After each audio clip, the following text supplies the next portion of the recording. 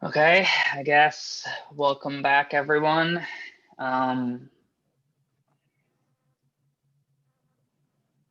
Even though I guess there's no one really new here, it is possible that someone watching this recording online is seeing this for the first time. So I don't know, I guess I'll just give a quick summary of what these meetings are for.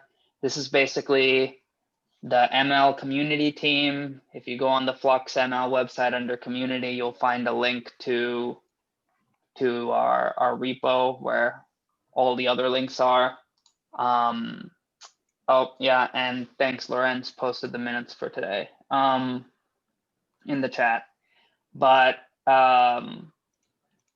basically, we are a group of community members, not necessarily the core Flux maintainers, and we develop packages around the around Flux to facilitate, I guess, the rest of the ML ecosystem. So things like data loading, data augmentation, documentation, things like that. And so if you're interested in contributing, not just to Flux or Zygote, but contributing to the larger ecosystem as a whole, then this is probably a group you want to get in touch with. And I guess the easiest way to get in touch with us is on Zulip. Which the link to that will be on the FluxML website. Okay, so I guess the first agenda item I had is now that we have a bunch of packages out there and it seems like we've used publish for all of our documentation, I thought it'd be nice if we just had a central theme repo. So like in the case of parameter schedulers, the way I load the theme is using the package artifact system, which is, I think, how theme loading generally is supposed to work with publish if you're doing a custom theme. And yeah, so the official solution was added. Yeah. New feature after I used it first. What'd you say? The first time I made a theme, the official artifact solution didn't exist yet. Oh, yeah. Okay. Yeah. Well, when I got in touch with Michael, who is like the lead author on that package, I guess he had come up with this artifact solution by the time I got to it. So I mean, I worked through kind of the kinks with the artifact solution and the least parameter schedulers JL. I think that's a good example of how to integrate the artifact solution into a package, which I think will be necessary because the default. So if you're just doing CSS, that's not necessary, but the default publish template doesn't have a sidebar. And to get the sidebar to kind of work, well, you basically don't want a static sidebar if you're on mobile. You want the ability to collapse a sidebar with a, like a hamburger menu. And so in order to do that, you need to override like the default JavaScript, which I think means that you have to go to the point of having a theme and not just custom CSS. So after trying out a bunch of different ways to do that, I ended up going with the official artifacts system. But yeah, I was thinking we could just maintain that or rename that. I have a link to at least the theme repo I was using, but we could start a new one. But basically, officially name it, as the Flux publish theme or something. We could even host it under the Flux ML org. And then we can just consistently try to use that throughout all the packages. Maybe eventually we can get the Flux and Zygote to also move over to that in the long term, because I think that's definitely better from the publish is definitely a lot better from the perspective of having lots of tutorials and guides as the central component of your documentation instead of it just you know, being a ton of doc strings everywhere. Yeah. Yeah. Right. I'm not sure if you've seen it, but I actually made some updates to the theme I was using as well. Let me just show a link. With a like proper sidebar.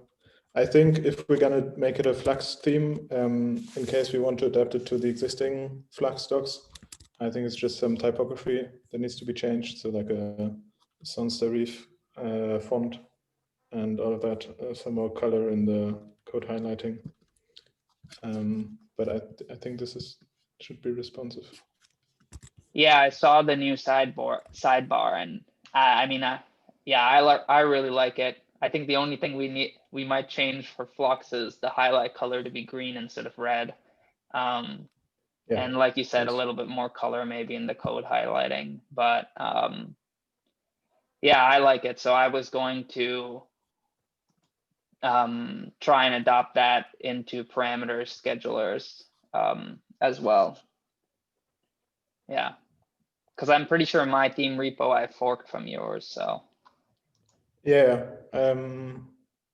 I haven't figured out how to use the artifacts. I mean, I haven't tried to figure out. So if we can bring that together, I think that would be great. And yeah, make an official Flux theme. I think that's a good idea. all right, cool. Yeah, I guess the other thing was in terms of new package registration. Data augmentation is not yet registered. I guess what are the steps between now and when we can register our first version?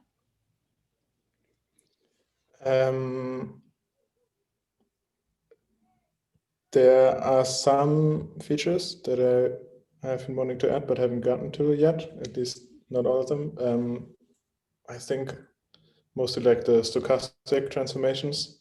So having like random rotations and only applying transformations some of the time.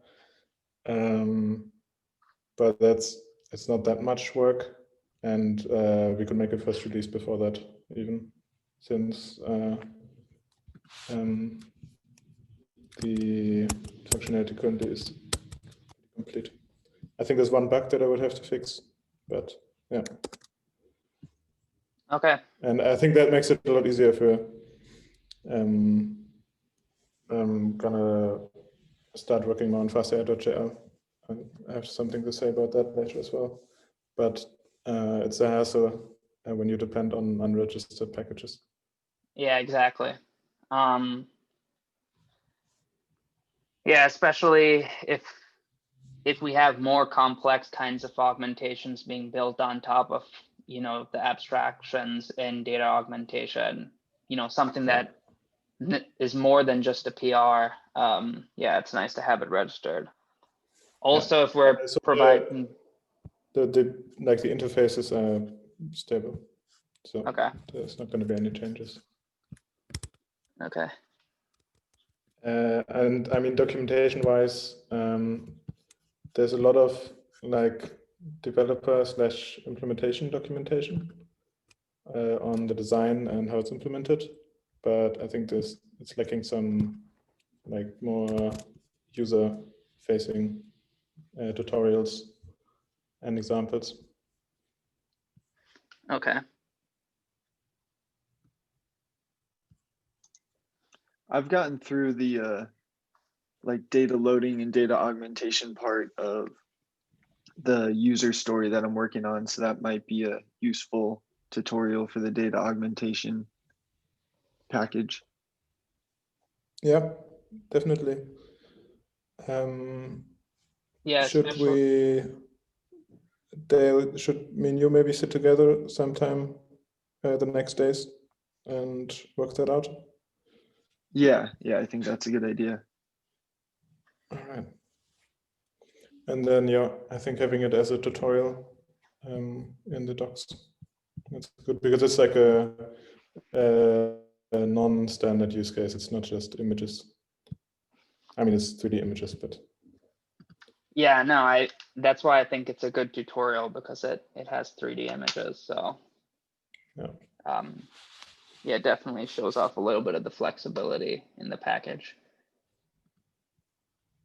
It's actually really great that the code for 2D images and 3D images is the same for doing all the transformations. Yeah. By the way, hi Gaurav, welcome. I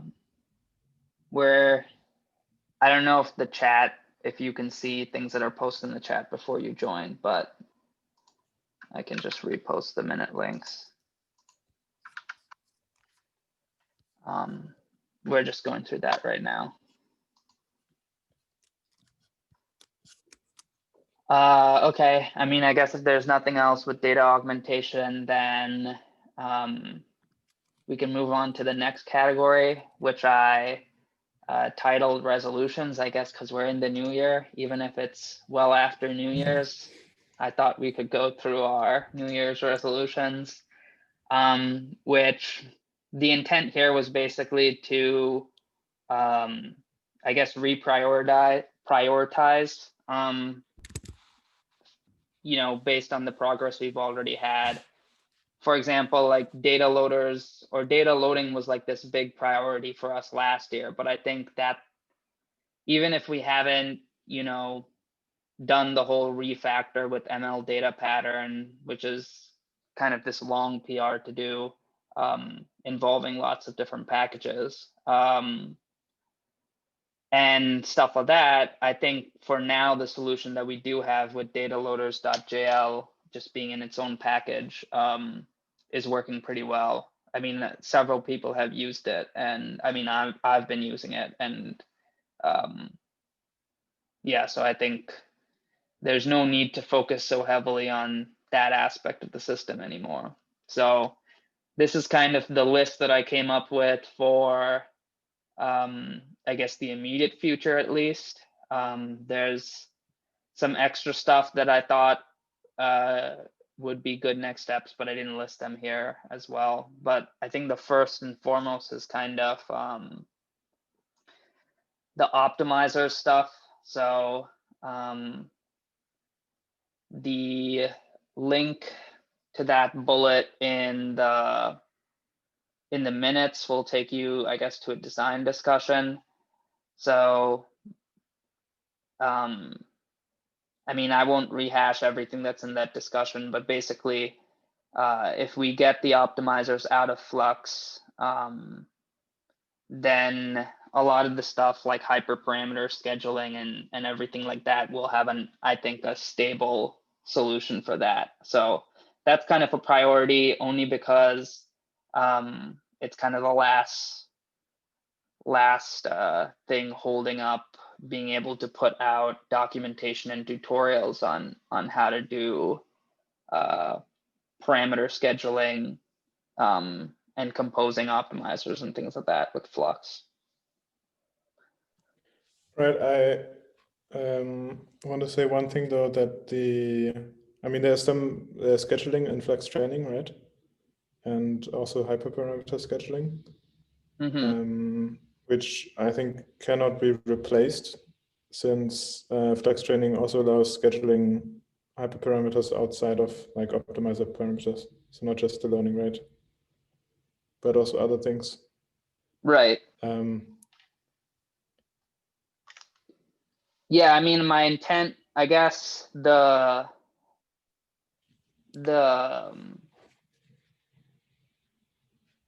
idea would be that when I PR, so I'm thinking of doing, once I figure stuff out just with Flux, right, in the vanilla situation, I'll try doing a PR to Flux training to see if we can use, I guess, parameter schedulers where it makes sense. But yeah, I think the like higher level constructs, like there's, I guess, like a abstract hyperparameter type, and then different hyperparameters inherit from that and things like that, I would think would still be in Flux training. It would just be replacing the animations.jl portion with it to use the functions that are in. So instead of using an animation, it would use whatever schedule was in parameter schedulers.jl. Right. Yeah, I've seen that there's some schedules that you said aren't possible with animations. So I mean, I expect the interface for the interpolating is probably similar. So that could be plugged out. Yeah, I mean, I think yeah, like the outermost interface will be the same as what's already in Flux Flux training. It'll just be the back end of animations that'll change. Oh yeah, exactly. Is there redundancy with the I think I saw a PR to Flux with some training loop or callback stuff. So is the idea that we have a basic one in Flux as well as having Flux training, or I mean, I would say that particular issue that was filed on Flux is currently being debated.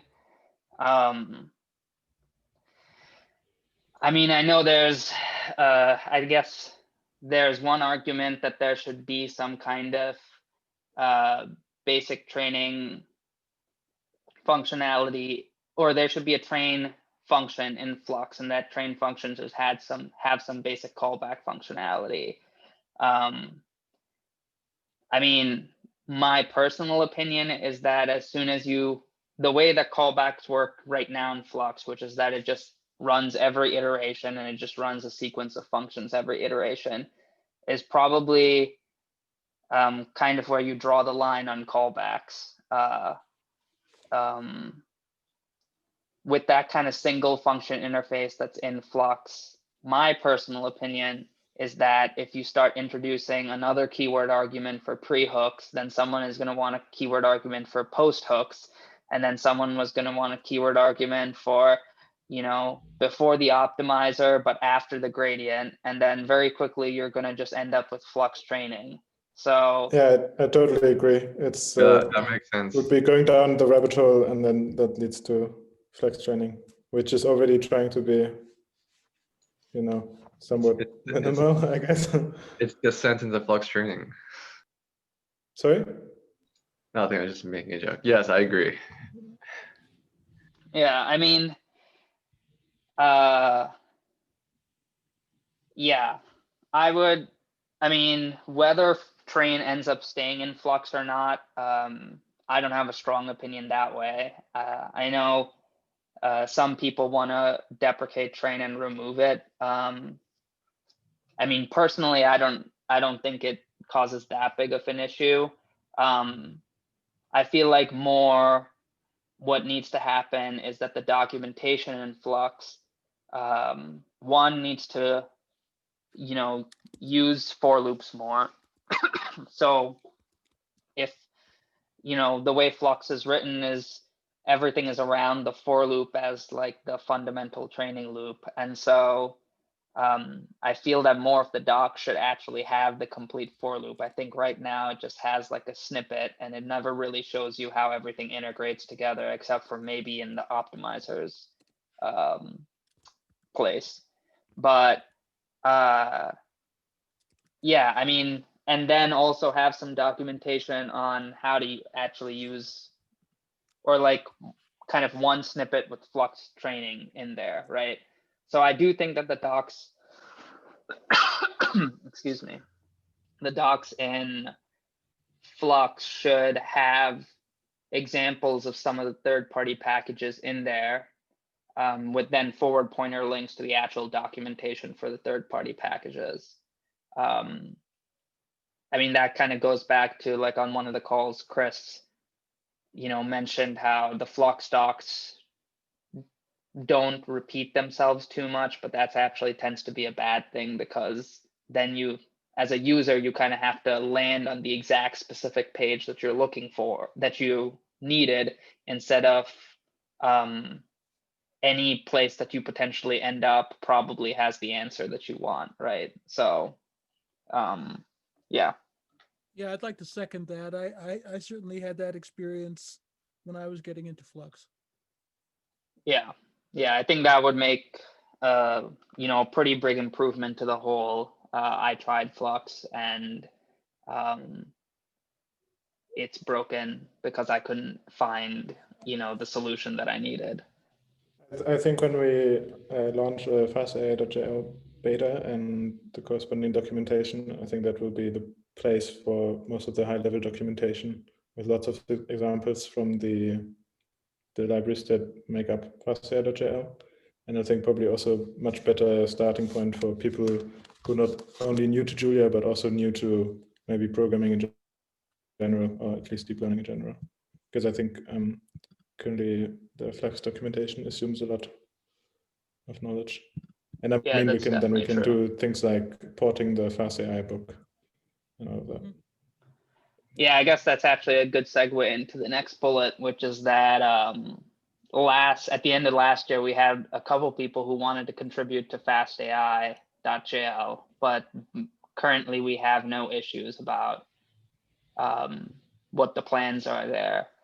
So, I mean, one thing I was going to do is just open up an issue about that, because to be honest, it's not necessarily a hard thing to do. It's just someone has to have the FastAI, the Python FastAI documentation up, and then just go through each section and file kind of an issue that, oh, here we need to re-implement this section. For example, there's an entire thing about the training loop and all the functions involved in the training loop. So we need to implement the training loop, but using Flux training constructs like the learner and stuff in there. So it's mostly a question of just filing issues, going through the Python FastAI documentation and filing issues. But I think that's definitely something that should be a priority for us, because it seems like really low-hanging fruit now that the actual more complex part has been figured out in these Julia packages. Wrapping them should not be too difficult, and I think that's a good way for someone who wants to contribute to get involved. Yeah, I think. Yeah, go ahead, Peter. No, I was just going to say that making the equivalent of a zoo, that there's a whole bunch of FastAI examples, and implementing those examples in Julia, I think would be very, very useful to anybody who wanted to get into this. So here's how it was done in Python. Here's the equivalent thing here. Yeah, I agree. I'm currently working on, since yesterday, actually just getting a very, very first FastAI version, like a beta that just brings in all the packages. And then what I want to do is in the FastAI book, and I think it's similar in the documentation, there's this snippet of code, which I hope is somewhat formatted, which is like a really short example for how to train an image classification model. And I want to just put like a quick start tutorial in the FastAI .jl documentation that shows how this can be done in Julia. And I'm currently figuring the pieces out, but there's actually not a lot left to do. Okay, yeah, I mean, if you were to end up getting that, then I think that would flesh out definitely a lot of the skeleton of the actual code in FastAI, right? And yeah, and I think it would solidify like the interfaces. Right. And then exactly. When somebody asks, how would I do this, or how can I help implementing this issue, they can say something concrete. Right. I mean, it also makes it, if you have the interfaces somewhat solidified, and kind of a pipeline set up for adding to documentation, then I think that also makes it easier to, let's say if I wanted to go through the FastAI docs and file a bunch of issues for things that are yet to be implemented, it's easier to file those issues if there's already some skeleton set up in the repo. So yeah. One thing that the only thing that I'm not sure of, how long it would take, since the FastAI example is using a pre-trained model. Yeah. Is, I mean, is there any, does Metalhead have pre-trained resonance? well, the current, I mean, it's the current version of Metalhead, the current registered version, does have some pre-trained models. I think it has ResNet 50 as pre-trained. But the model that you're going, which is fine, I think for your purposes, the model that you're going to get is not going to use, I guess, standard flux layers necessarily. It'll basically look like a Python PyTorch ResNet would look like. Yeah. You know, because the pre-trained weights, I believe, come from PyTorch. That being said, my question, yeah. well, so there is a PR if you go on Metalhead, or I can grab the link now, but there is a PR that I started a while ago to Yeah, I have it. Yeah, to add some standard models. I mean, in terms of the models themselves, those are there. It's the weights that are missing. Now, I have Julia Computing gave me access to some GPUs to train that, because for anyone who's been following along on Zulip, when I tried to train AlexNet with ImageNet, I mean, that would take 14 days on a single GPU. Did you figure out if the data loading was a bottleneck?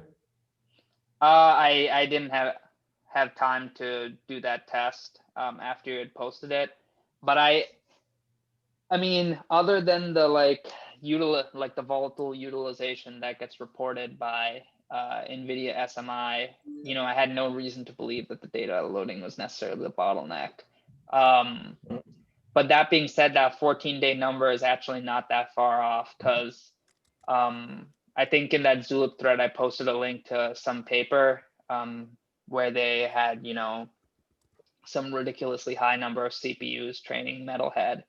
And kind of as a baseline in that paper, they had mentioned that a single GPU of ImageNet training does take 14 days. So I don't think we're actually that far off from from kind of the industry standard. And so I mean, I think in general, I think we need one library for all the models. So you said that you're merging your Flux models. I also have a Flux models.jl actually, and I created that before I knew that you had one a long time ago, which has some different models, like the XResNet that FastAI also uses. And I think this is where we still need like a stable package that brings it all together, so that FastAI can depend on that. Yeah, I mean, CV models or everything? Sorry? Computer vision models or everything you're saying?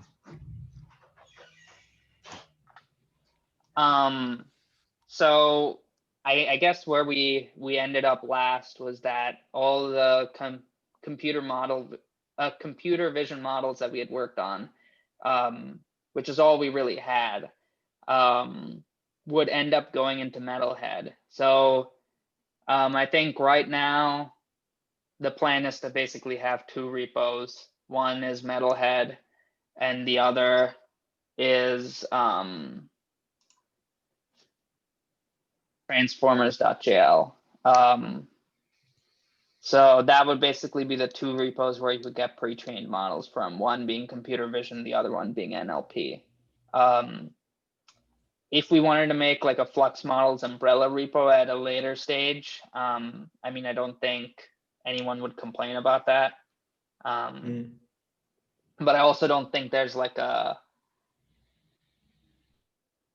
mean, that's kind of like an easy thing to fix, right? The harder thing to fix is to actually have the models. I'm not saying we should have just,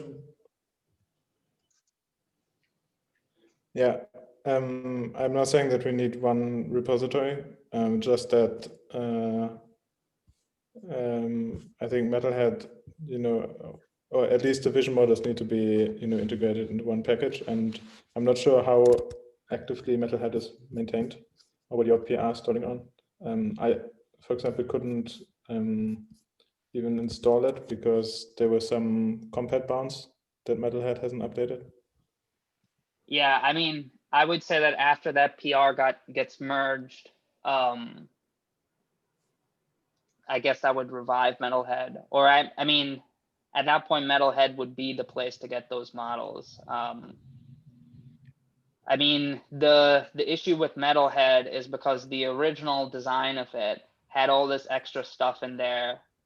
I mean, effectively to classify ImageNet images and have the images show up in your terminal. I mean, it looks really cool as a demo, but practically speaking, what it meant for the package was that there was a lot of this extra code around. So if you wanted to add a model in, it wasn't necessarily the easiest thing to do.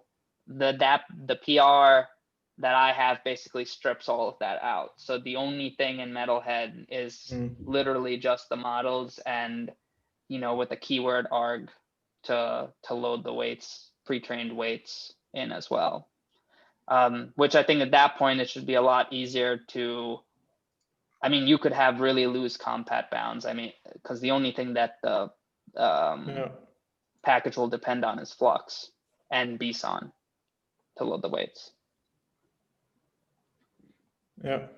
So do you know when the PR is going to be merged? Because I think it's been stale for a while. I mean, I just didn't have I would say like, a couple months ago or something was the point at which we had all the models we needed completed in the PR, but I just didn't have the time to train it. I mean, to be honest, anyone can clone that fork and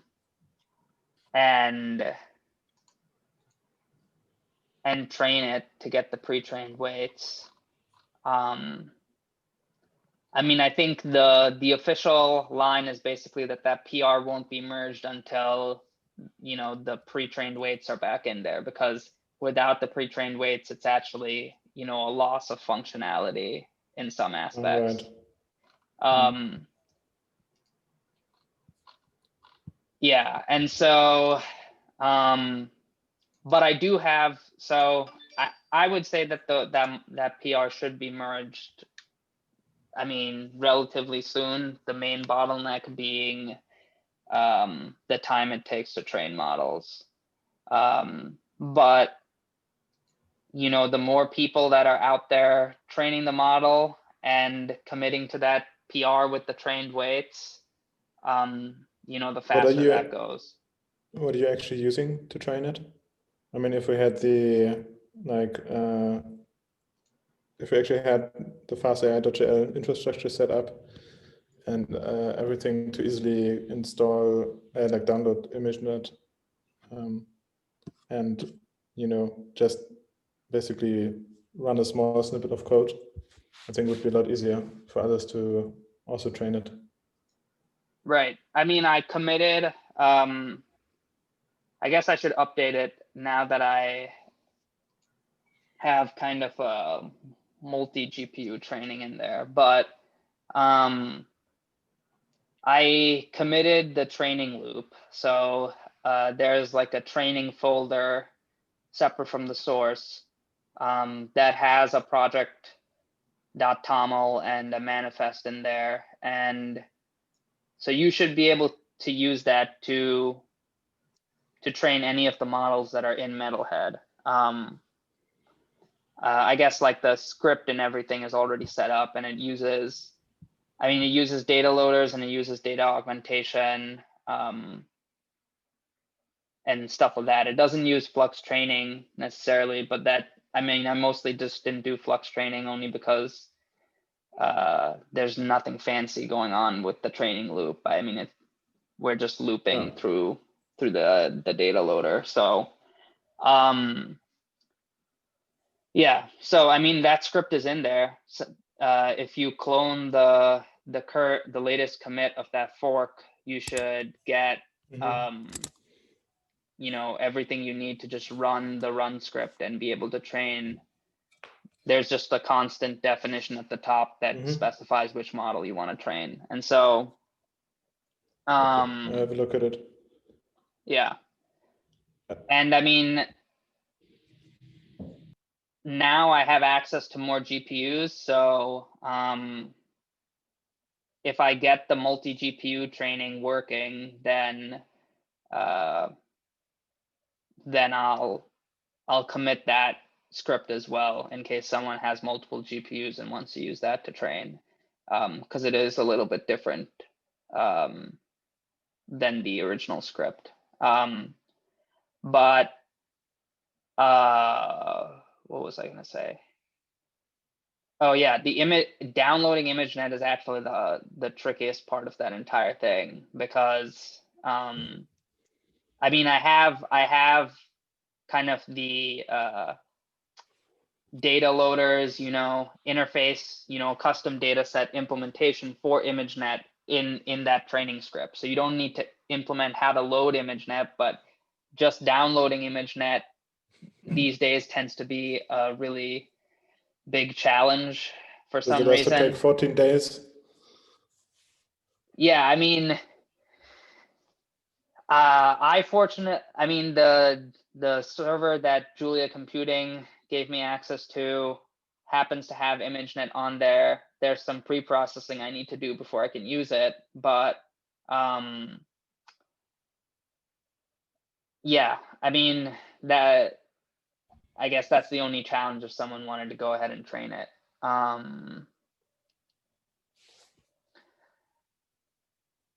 Okay. Yeah, but I guess since we are hitting the top of the hour, let's keep moving.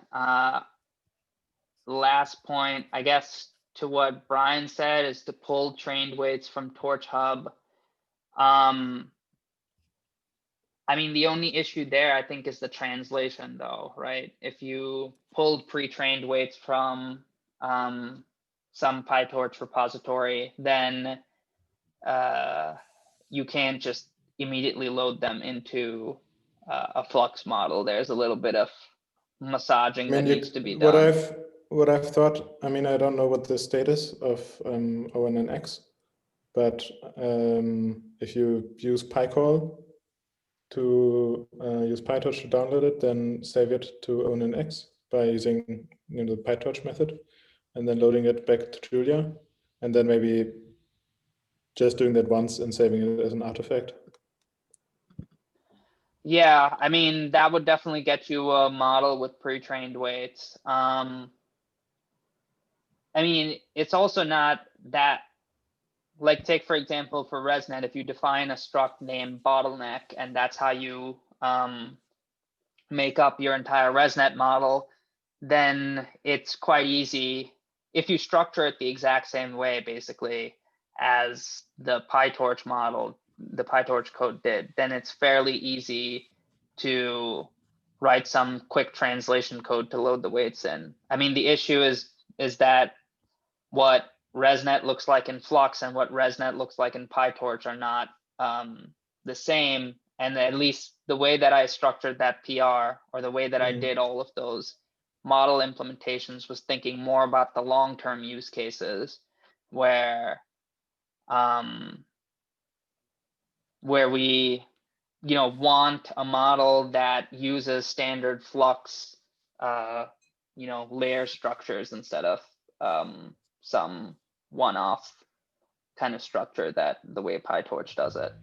And so, I mean, that basically becomes a challenge, right? Is kind of like Brian's just mentioning, you have to, if you do directly decide to load from ONNX, and you don't do what you're describing, which is use PyCall to save the model and then reload it into Julia, then that translation does become more complicated. Wasn't Dr. Chainsaw? Yeah, I wasn't think Dr. Chainsaw? I don't know his first name. Wasn't I he think working it's on it? Christian. Christian. But, Ah, yeah. okay, that makes sense. He I mean, you could probably do that and just never tell anyone your name, and then everybody has to call you Dr. Chainsaw. I mean, until the first time he showed up for one of our meetings, the only way I knew him was Dr. Chainsaw. But yeah, I mean, he's commented like on several issues and stuff about having something that translates ONNX to Flux. I mean, I think that would be a really good contribution, obviously, to the ecosystem. It would make a lot of things easier. I personally don't know enough about ONNX to do that. And I don't think it's necessarily super easy to do. But yeah, I mean, if such a package existed, then we would just use that and just use pre-trained weights from PyTorch. But unfortunately, it doesn't. And from my perspective, it's simpler to train the models, even if they take 14 days, than to write that package. Because for me, training the model, once the training script is up and running, training the model just means hitting run and then walking and going and doing my other work. Whereas writing that package means, a significant amount of time actually figuring out, the infrastructure and the interfaces and all that kind of stuff. And so I don't have the bandwidth to write a new package, but I do have the bandwidth to run something, on some server somewhere. So that's why, from my perspective, it's easier personally to just train the models. Right. Yeah.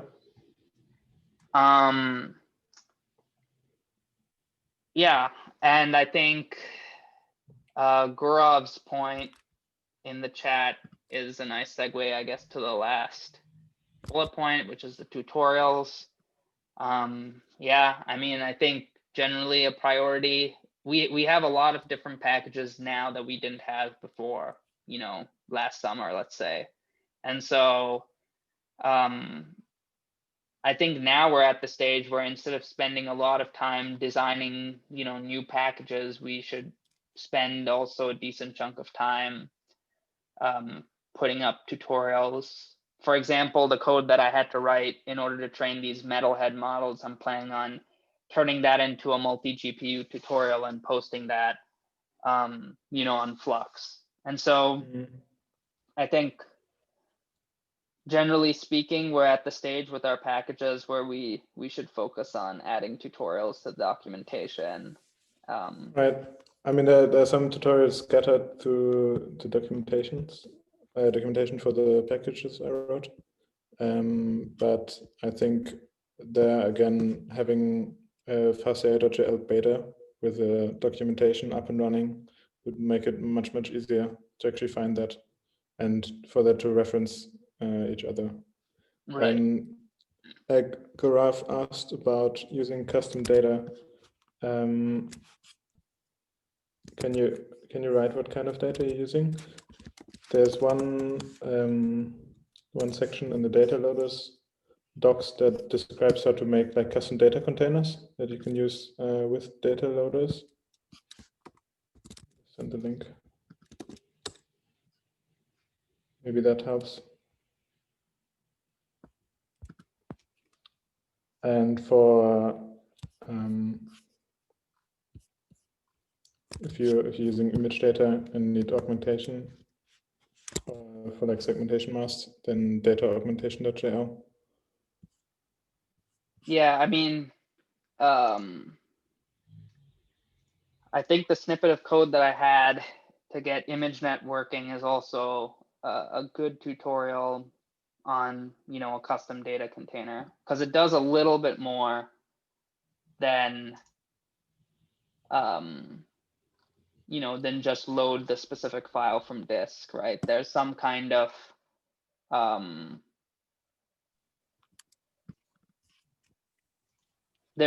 stuff in there with using image file IO and images to read the image, making sure the channels are right, the permutations, things like that. And I use data augment. Isn't it just images, like loading the image file? Right, but at least in the case of ImageNet, I mean, there's a little bit, for some reason, some images are grayscale and some images are RGB and some images are CMYK. And so, Right. you know, there, I mean, basically the get obs function, instead of just being load file at index, I mean, also the files aren't all in just in one directory with a single index, right? There's a little bit of Yeah. logic in ImageNet to figure out what subfolder you get into. And so Yeah. I think, I mean, it's not like it's super complex or anything, but I think it's a slightly more complex example of a custom data container, where someone can see that, oh, all of this kind of logic belongs in get obs, or this logic belongs in, I mean, there's only get obs and n obs, but you know, it also separates out the parts like loading to the GPU, and any data augmentation and stuff like that that you would want to do would be a separate part of your pipeline than actually loading from disk. And so either way, I mean, my plan was to put that up as a tutorial. So I guess the point was that there'll hopefully be more tutorials soon that'll have custom data containers. So there'll be, should hopefully be enough examples. And Brian, when you said CFAR 10 is easier, are you talking about for the pre-trained models, or are you talking about for custom data containers?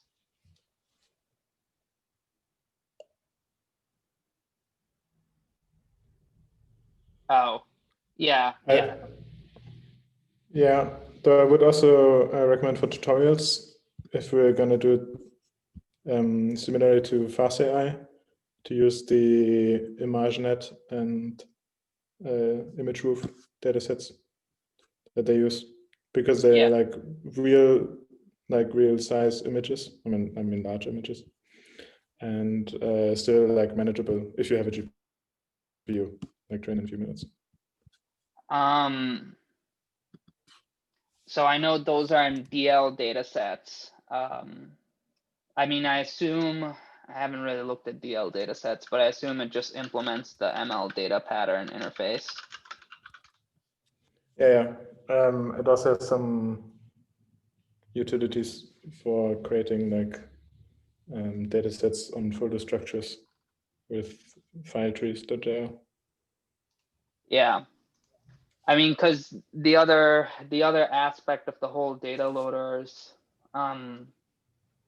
thing that we were working on last year is that ML data sets, for some reason, doesn't actually work out of the box with the rest of the Julia ML ecosystem. And so that kind of needs to be refactored to actually implement the ML data pattern interfaces and stuff.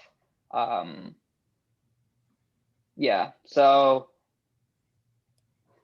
either maybe as part of that PR, or you know, at a future point, once that refactor is done, we can add what you have in DL data sets into, so ML data sets, so all the data sets are kind of in one place. Yeah, I think there's also some like design work that needs to be done to make it like a proper interface. Right. And support that. Yeah, that's because kind I of think what in I ML meant. datasets, it's just like small in-memory datasets of arrays. Right. I mean, yeah, no, I agree. The ML datasets needs kind of a better interface for defining and interacting with the datasets that are in there. So that's kind of what I meant by the refactor. Is once we have that kind of interface in place, then it makes sense to start to consolidate all the datasets under that one interface. Yeah.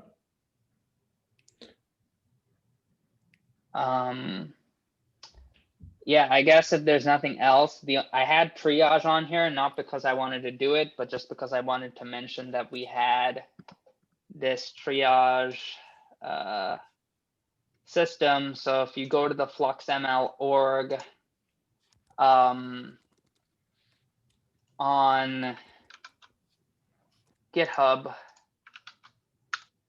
there's basically one project that's org-wide that's called triage. And so, I mean, if there's a really stale issue on Flux or Zygote or really any package, I guess, that's, you know, like not being addressed for some reason, then you can add this triage label to it and we'll add it to that project. And then the idea is that whenever we have these meetings, if there's something in the triage project, then we actually take the time to look at the issue, figure out how to address it. And if the way to address it is to bug some of the core maintainers of Flux to look at it, then we'll go and bug the core maintainers of Flux. But yeah, either way, the idea is to just get some issues that have been long-standing for a while to get addressed. I actually had one more question, since there was on Zulip a question about if there's any of like the FastAI book implemented yet, and I mean the example I copy pasted earlier, that's from the book. My question was, who of you has actually talked to Jeremy Howard, and like, and how far can we use the FastAI book as a template? I mean, can we just copy paste the non-Python specific text and replace it with Julia, or? Oh, you mean Or should I ask from him? the perspective of like a copyright issue? Yeah. I mean, if that's been debated, otherwise I can ask him.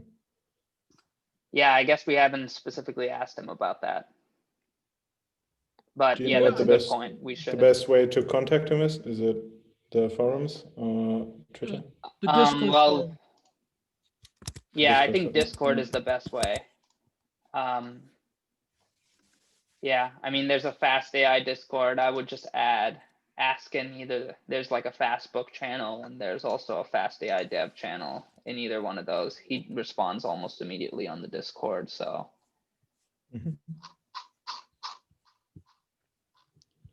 Then I'll do that and get back on Zulip when I have an answer. okay, yeah, let me see. I don't really use Discord that often, so I don't even know how to copy the channel or the link to the Discord, but I'm sure it's online somewhere. I mean, the link for the Discord itself is forums.fastai.ai, I think. Oh, okay. Yeah. I'll put it in the chat.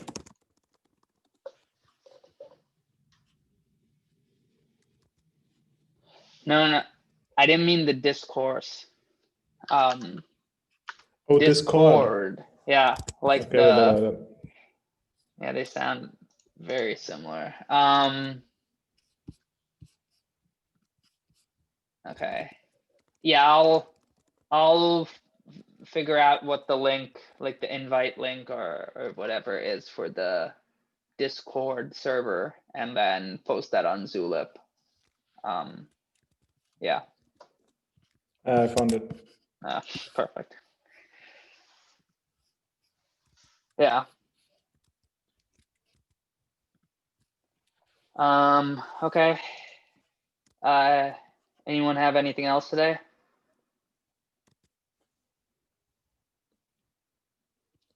I think that's it from my side. Okay, well, if that's it, then I guess thanks everyone for coming, and we'll see you in 2 weeks. Bye, everyone. Bye then. Right. Talk